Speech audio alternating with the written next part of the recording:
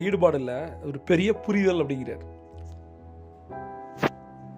ஒரு தடவை நீ குருவை பார்த்துட்டீங்கன்னா அப்படின்னு சொல்லிட்டு எப்படி வந்து அந்த ரஜப்ன்ற ஸ்டூடெண்ட் வந்து அந்த டாட்டூ அப்படின்ற குருவோட ஐக்கியமானா அப்படின்ற அந்த ஸ்டோரி அவர் சொல்றார். அந்த பையன் அவரோட இணைஞ்சு தீட்சை வாங்கும்போது வயசு 7, ரொம்ப ரொம்ப குட்டி பையன். ஒரு கிராமத்து திருவிழாவில் கலந்துக்க அவங்க அப்பா அம்மா கூட்டிகிட்டு வராங்க. அப்போ டாட்டுவை பற்றி அந்த பையனுக்கு எதுவுமே தெரியாது. டாட்டு வந்து அங்கே உட்காந்துருக்கார். டாட்டு என்பவர் குரு. டாட்டு என்ப குரு வந்து ஞானம் அடைஞ்சாருன்னு சொல்லிட்டு இந்த நாட்டில் இருக்க எல்லாத்துக்குமே தெரியும். அதனால் ரஜப்போட அப்பா அம்மா வந்து அவரை தாழ்பணிஞ்சு வணங்கி செல்லணும்னு நினச்சி வந்திருக்காங்க. சரியா?